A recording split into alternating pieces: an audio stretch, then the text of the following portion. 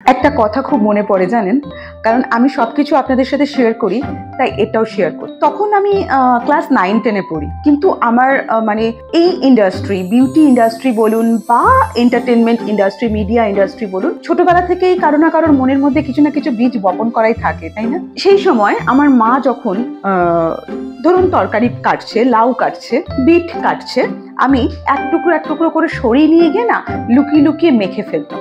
আমি তখন জানতামও না যে এগুলো করা উচিত কি উচিত নয়, মাও লক্ষ্য করতো না। বা কখনো কখনো লাউটাও কাটলে মা বলতো এটা করতে পারিস, কারণ সেই সময় সানন্দা বলে একটা বই বেরোতো, সেই সময় মা ওই সানন্দাটা পড়তেন। আমি ভাবলাম সব যদি মাখা যায় তাহলে বিটের রস কেন মাখা যাবে। আমি মাকে লুকিয়ে ওই বিট ঘষে তার রস বের করে সারা মুখে মেখে ফেললাম, ঠিক আছে? মাখার পর আমি ঘুমিয়ে পড়েছি।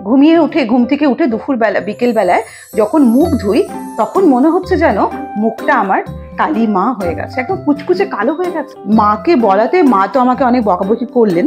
আমি এখন ভেবে পাচ্ছি না যে বিটের রস তো স্কিনকে গ্লো করে, মেবি হয়তো একটু আধটু, আমিও অনেকখানি মেখে ফেলেছিলাম, কিন্তু সেই বিটের সেই ট্যান যেটা আমার পড়ে গেছিল, যেটা আমার কালো হয়ে গেছিল মুখটা, সেটা তুলতে আমার 7 দিন লেগেছে। মা একদম ঘষে লেবু ঘষে নানা রকম কিছু করে তারপরে আবার গায়ের রংটা ফিরিয়ে নিয়ে এসেছি। কিন্তু আজকে দেখুন, আমরা যে কোনো ক্রিম বানাতে গেলে বিটের রসটা অ্যাপ্লাই করছি, বাট তখন কি হয়েছিল কে জানে? আপনাদের জানা থাকলে আপনারা জানাবেন আমাকে।